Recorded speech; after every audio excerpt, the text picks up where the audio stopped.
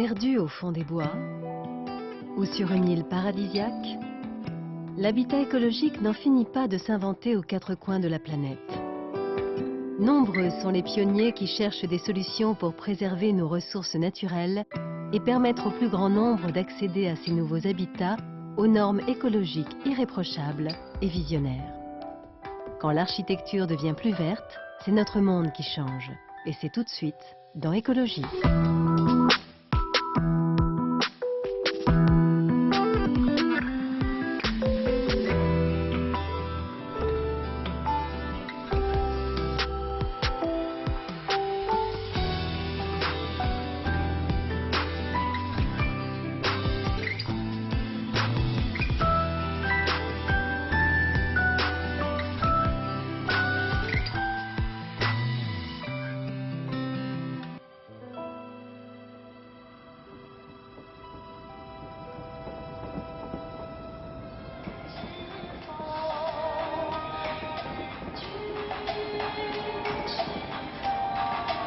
Réhabiliter plutôt que détruire, un des principaux défis pour toutes les villes du monde.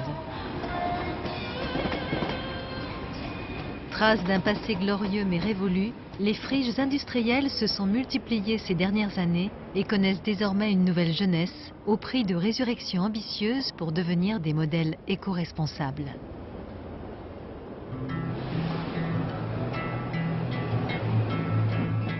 À Paris, c'est dans le 18e arrondissement que la halle Pajol, ancienne gare de fret SNCF, a connu un profond lifting écologique.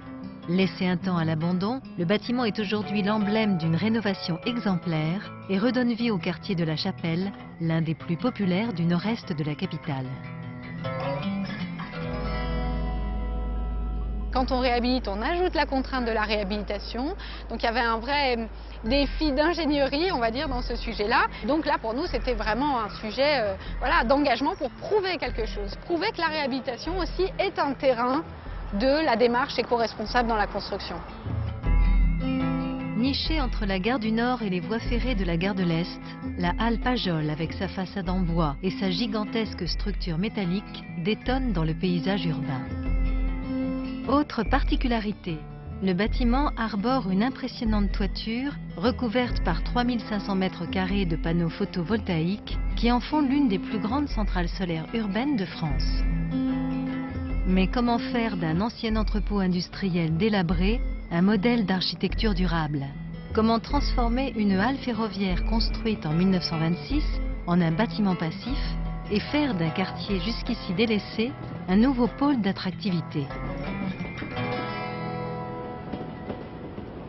C'est à toutes ces problématiques que le cabinet d'architectes Jourda, reconnu pour ses réalisations écologiques, a dû répondre pour faire de la halle Pajol un projet phare de la ville de Paris. Alors effectivement, c'était un bâtiment qui était entièrement fermé, capoté, alourdi, qui n'avait pas d'intérêt patrimonial d'ailleurs, aucun. C'est pas un bâtiment ni répertorié ni classé.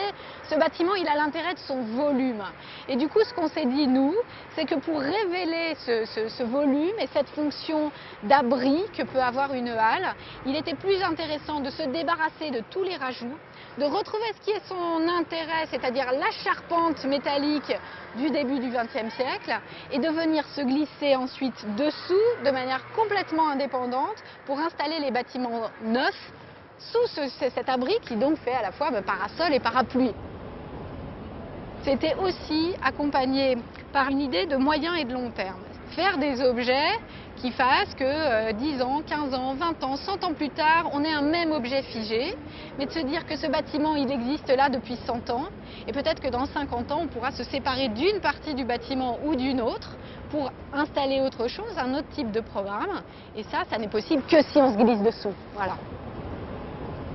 Sous sa structure rénovée, la halle accueille plusieurs activités. Côté pile, une auberge de jeunesse, des commerces et une bibliothèque municipale.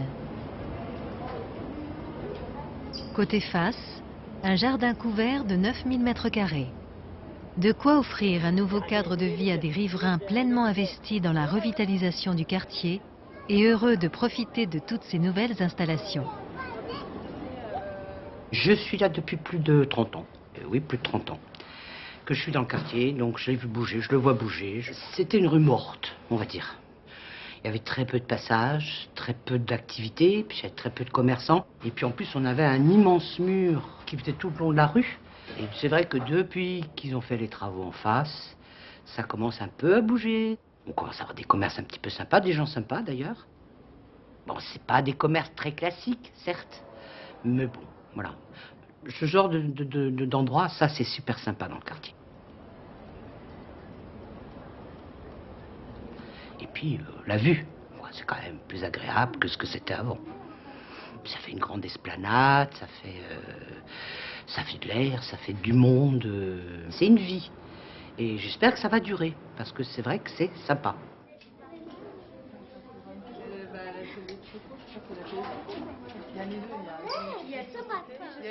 Quand je suis arrivée il y a 2 ans, en fait, c'était déjà construit. Et ce pourquoi j'avais pris l'appartement, justement, c'est parce que ça respirait. On n'était pas confinés dans des rues de Paris avec la pollution, enfin les voitures qui passent dans tous les sens. Ça faisait pour les enfants, du coup, une aire de jeu, un grand espace.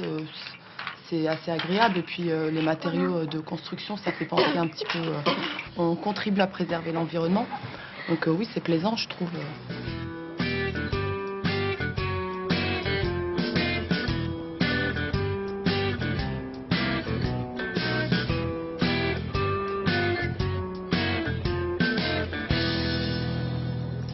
Edith Colavisa travaille à l'auberge de jeunesse Yves Robert depuis 2 ans. Arrivée un peu par hasard à la Halle Pajol pour un emploi étudiant en tant que réceptionniste, cette jeune diplômée en politiques environnementales est aujourd'hui la responsable du développement durable. Oui, c'est vrai que la première fois où je l'ai vue, on reste un peu bouche bée devant le bâtiment, mais c'est un bâtiment aussi que je prends plaisir justement à faire visiter, et ne serait-ce qu'en faisant faire la visite à d'autres personnes, je le redécouvre aussi et j'apprends à le connaître encore plus. Avec ses 4400 mètres carrés, l'auberge occupe 80% du bâtiment et abrite entre autres sur 4 niveaux plusieurs salles de réunion et plus d'une centaine de chambres pour une capacité d'accueil de 330 lits. Alors donc là, on se trouve au cœur du bâtiment, c'est le cœur de l'auberge, c'est son entrée, c'est la pièce à vivre, c'est là où les gens peuvent discuter et se rencontrer. Unique en son genre puisque logée en plein cœur d'une construction passive capable de produire sa propre énergie, elle représente aussi un formidable outil pédagogique. On a ce potentiel de montrer aux gens, de mettre le doigt pour eux sur des enjeux qui sont aujourd'hui capitaux pour nous, tout ce qui est question environnementale et développement durable. Donc c'est vrai qu'ici on essaye de les sensibiliser et de leur montrer que dans leur quotidien, il peut y avoir des petits gestes qui peuvent leur permettre justement d'économiser de l'énergie ou de consommer mieux leur énergie, d'avoir un impact moindre sur leur environnement. Toutes nos robinetteries, les douches, les lavabos sont équipés de réducteurs de débit et de boutons poussoirs. Donc c'est-à-dire que là aussi, ça permet aux gens de ne pas prendre des douches qui s'éternisent ou de laisser un robinet allumé. Et surtout quand on sait qu'un touriste consomme 2 fois plus d'eau qu'un habitant local, là aussi, ça a vraiment été quelque chose de crucial que le cabinet d'architectes a vraiment eu envie de limiter.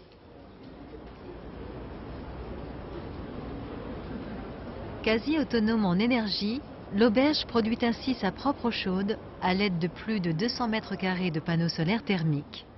Pour réduire ses besoins en chauffage, tout le bâtiment jouit surtout d'une isolation ultra performante grâce à des murs de 47 cm d'épaisseur et des fenêtres à triple vitrage. Les chambres profitent en plus d'une ventilation double flux capable de purifier et de réchauffer l'air ambiant. L'architecte a poussé la démarche vraiment très très loin, dans le sens où tous les matériaux qui ont été choisis pour faire ce bâtiment sont naturels ou proviennent de filières qui sont labellisées et qui attestent d'une certaine démarche environnementale et durable. En privilégiant des circuits vertueux pour cette étonnante métamorphose, les architectes ont pu réduire l'empreinte carbone du bâtiment et économiser des dizaines de tonnes de CO2 grâce à l'omniprésence du bois dans la construction, élément vital pour toute la halle. Il y a effectivement l'utilisation du bois en enveloppe, mais le bois, il est plus loin que ça. D'abord, il constitue l'ensemble de l'épaisseur de l'enveloppe du bâtiment. Ce n'est pas uniquement un revêtement qui est dessus, mais ce sont toutes les façades qui sont en ossature bois. Et toute la structure verticale du bâtiment aussi est en bois. Vous allez vous promener dedans, vous allez trouver des grands poteaux en bois avec des grandes sections de 40 par 40 et des murs qui sont en bois aussi et qui sont porteurs. Donc le bois est largement présent avec une innovation technologique un peu particulière, c'est qu'ici, le bois porte des dalles en béton. C'est-à-dire qu'en général, c'est le béton qui porte le bois, parce que les matériaux travaillent plutôt comme ça. Nous, on a voulu démontrer que le bois pouvait faire plus que ça et pouvait porter le béton aussi. Au cœur de cette réhabilitation, l'auberge de jeunesse Yves Robert propose, avec ses chambres à partir de 30 € la nuit, un cadre atypique pour des écotouristes en quête d'un hébergement bon marché. Symbole d'une offre hôtelière nouvelle génération, plus conviviale et plus confortable, qui s'adresse dorénavant à tous les âges. Juste passer devant. Oui, elle a dit comme ça. Wow, super. Oh là là, ce qu'on est fort. David, ouais, c'est joli. Oh, c'est joli ça. Ouais, c'est vachement bien. C'est sympathique, oui. Ah, c'est Très bien, sympa. hein. C'est vraiment joli. Et en plus, ça donne sur la place, là, c'est chouette. Ça me plaît beaucoup, ça. Tiens. Vous ne connaissez pas, c'est la première fois qu'on vient là, mais c'est super. Oui, je trouve que c'est sympa. Ça fait un peu chalet par le bois, effectivement. En plus, c'est tout neuf. Et puis, je trouve que c'est de bon goût parce que noir et blanc, c'est tout simple. Tout simple.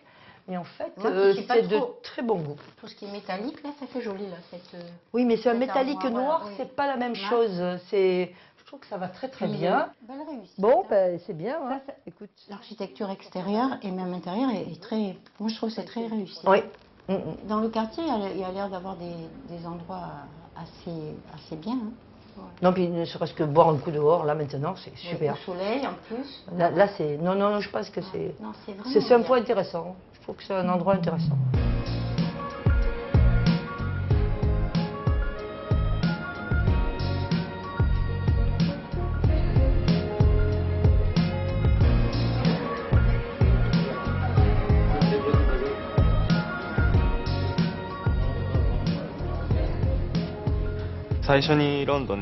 Avant, j'étais à Londres et le standing de l'auberge de jeunesse où je logeais était plutôt moyen. Alors qu'ici, dans cette auberge, il y a une atmosphère très accueillante. J'aime beaucoup l'intérieur, le côté bois, et le bâtiment est neuf et propre.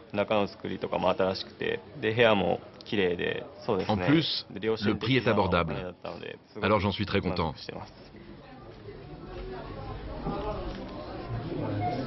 Mais pour afficher des performances exemplaires et produire plus d'énergie qu'elle en consomme, la halle Pajol dissimule, en plus de ses panneaux photovoltaïques, un impressionnant dispositif en sous-sol.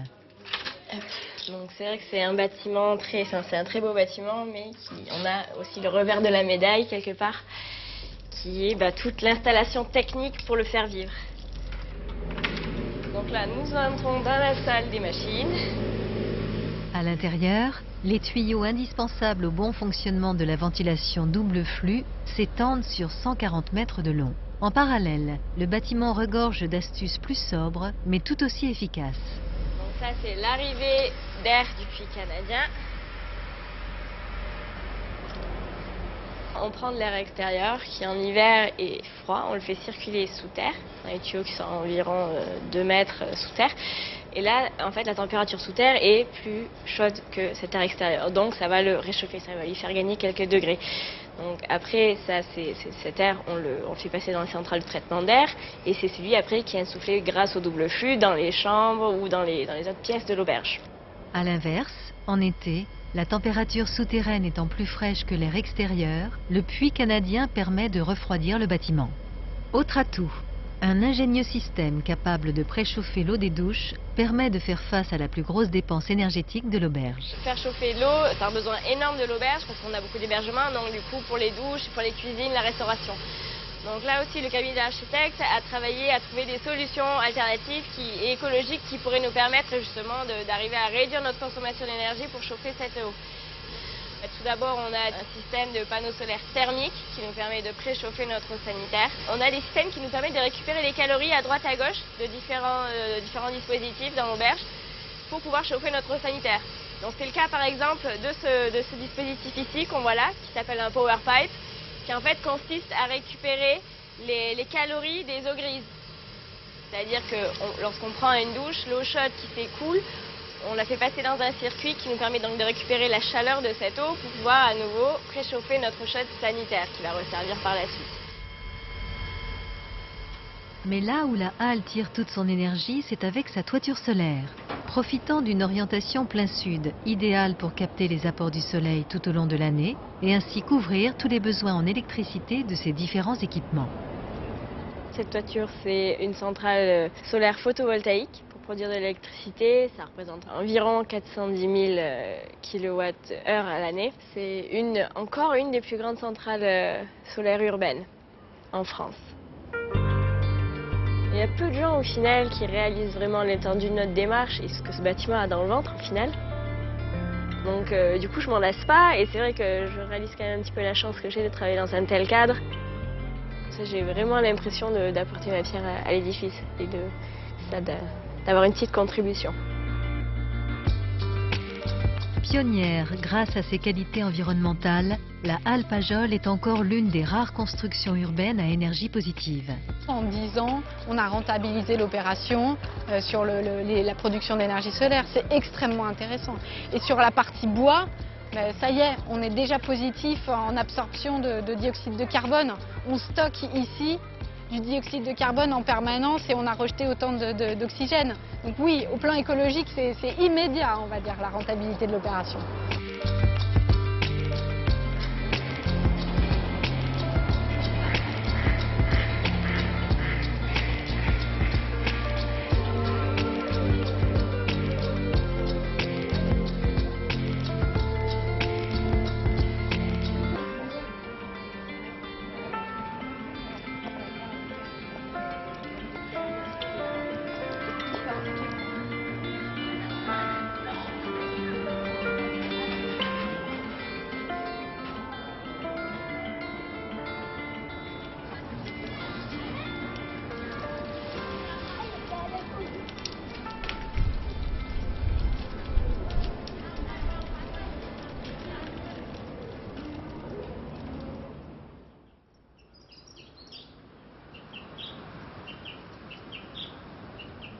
Outre ce défi écologique de taille, ce nouveau lieu réussit depuis son inauguration il y a 2 ans à redonner vie au quartier.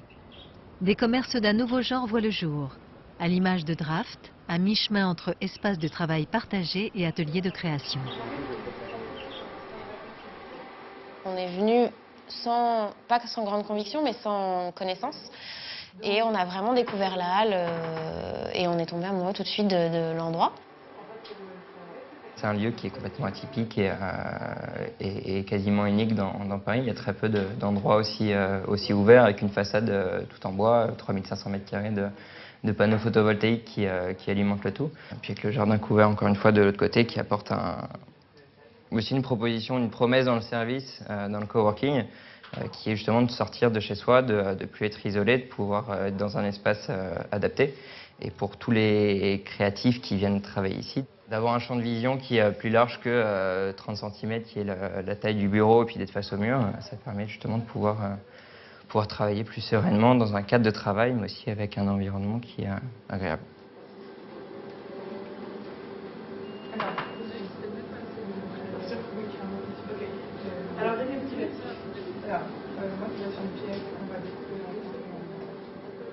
Le fait qu'on intègre un atelier bois et que la structure de l'halle soit tout en bois, on a essayé avec justement la cabane de l'atelier de retrouver un peu l'esprit qu'on avait à l'extérieur, de le retrouver à l'intérieur.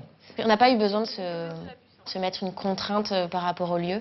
Je pense que quand on vient sur la halle et qu'on visite tous les espaces des gens qui sont ici, il y a une sorte d'unité, mais alors après, est-ce que c'est l'air du temps, du design d'aujourd'hui, mais en tout cas, on était tous très partis sur un aspect assez bois, assez vintage, assez matériaux.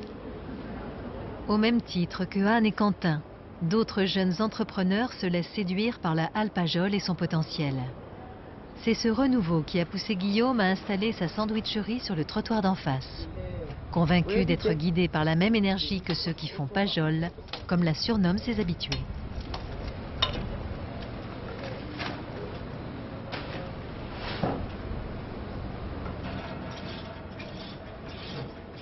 Moi, dès le début, de toute façon, dès que j'ai eu le projet de cette boutique, j'ai voulu m'installer ici. Je voulais pas aller ailleurs. C'est un quartier dans lequel je crois énormément, qui justement développe énormément de choses très intéressantes, comme déjà cette centrale photovoltaïque, mais qui en plus est en train de créer une nouvelle vie de quartier dans laquelle j'avais complètement envie de m'insérer. On trouve une ambiance ici qui est absolument incroyable. On se croirait un peu dans une espèce de microcosme inscrit en plein milieu d'un quartier super popu. Et ça rend vraiment quelque chose de très intéressant et où je pense qu'il y avait... Enfin, ma boutique avait totalement sa place. Cette place, c'est collectif.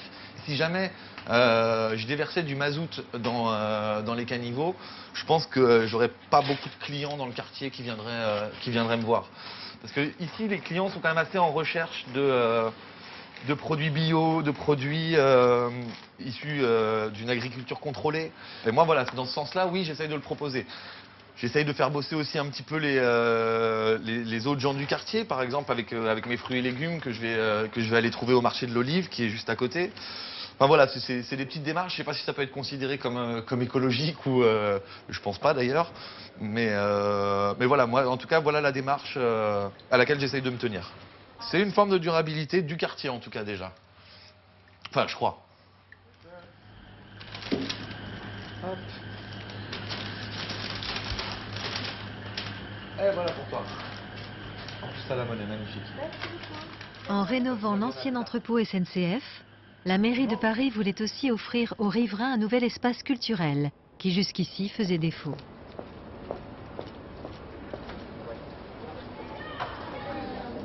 En même temps.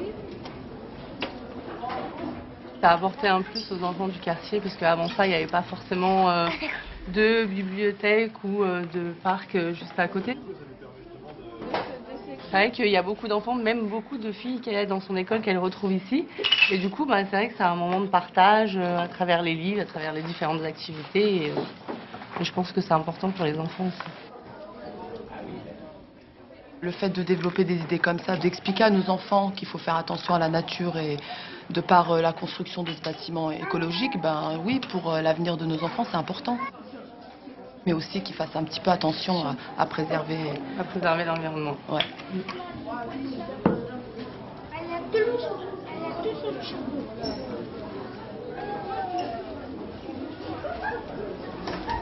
Tous les jours, en fait, ce lieu est source d'étonnement par le public et par la richesse enfin, des populations qui sont dans ce quartier.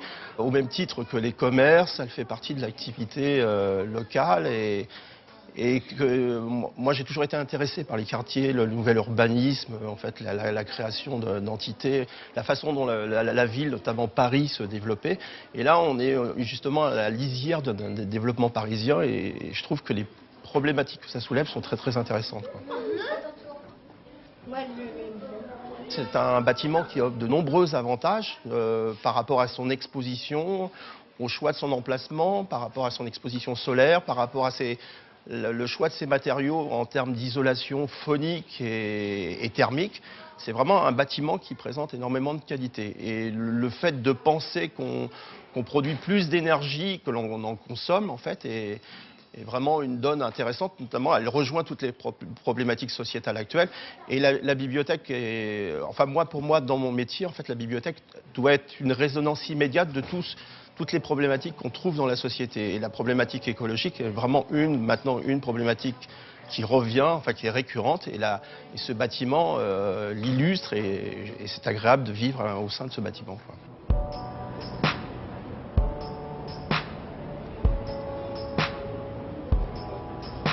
À mon niveau personnel, je n'ai jamais éprouvé une joie professionnelle à ce point-là. Enfin, comment dire, vulgairement, on pourrait dire que c'est le pied total, mais non, j'apprécie vraiment ce qui se passe actuellement.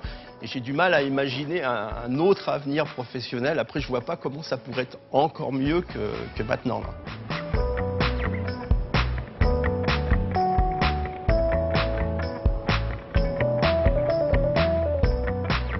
C'est quand même des projets phares. très ambitieux, pilote pour nous aussi. Alors qu'est-ce que ça veut dire? Ça veut dire que d'abord on est très fiers parce que ce bâtiment il marche bien, les utilisateurs sont contents, il y a du monde et ça redonne de la vie au quartier. Et ça c'est une satisfaction immense. Après on a beaucoup souffert parce qu'on a beaucoup travaillé, c'est-à-dire que pour arriver à développer ces solutions innovantes, c'est un effort constant pendant les études et sur le chantier. Ça a parfois été extrêmement difficile, mais on en est du coup d'autant plus content avec les imperfections qu'il y a et effectivement les ajustements qu'il faut continuer à faire dans la vie du bâtiment et qu'on ferait si on refaisait l'histoire, bien sûr. Avec ce fleuron architectural, modèle d'un futur écoquartier encore en pleine mutation, la ville de Paris prouve que le choix du durable est une alternative concrète pour la réhabilitation urbaine. Engagée dans un vaste plan climat, la capitale française qui se rêve en ville verte ambitionne désormais de réduire de 20% ses émissions de gaz à effet de serre à l'horizon 2020.